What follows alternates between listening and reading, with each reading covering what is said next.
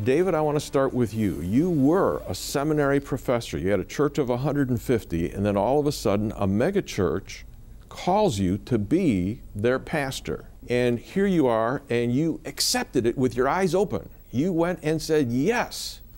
And when you got there, God was working in your life.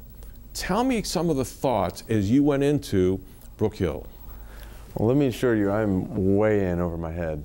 Was then and am now. But you know, God was doing some things. I was teaching, like you said, as a professor in New Orleans, and was actually not even pastoring this particular church, just serving on staff, and was just front lines involved in disciple making in New Orleans. That's actually where I met Robbie, and even was exposed to Bill Hull's book, The Disciple Making Pastor. And as soon as you mentioned that, I just remember reading that, living in New Orleans. That's a well-worn book in my library. And so the Lord just laying foundations for what it means to make disciples just on the front lines, and use my life toward that end. And all of a sudden, this church that's a much larger church starts talking about pastoring, and I think they're crazy. I'm crazy for even thinking about stepping into this role.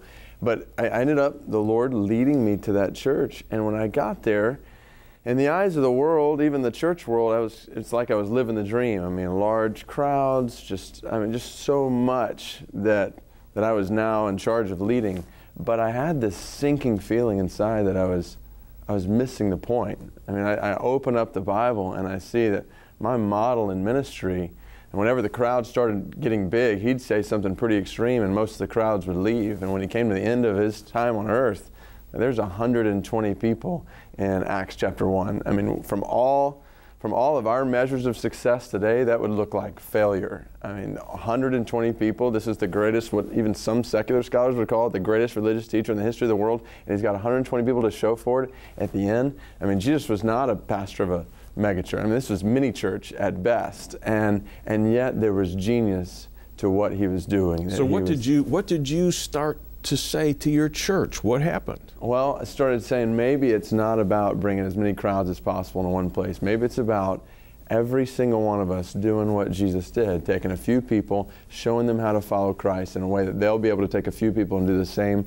in others' lives. This is how the world was revolutionized, through Jesus pouring himself into 12 men. And maybe we've got a lot to learn about how to do that in our church culture today. It's not dependent on all the crowds, but it's dependent on ordinary people with the extraordinary power of the Holy Spirit in them, pouring the gospel into others.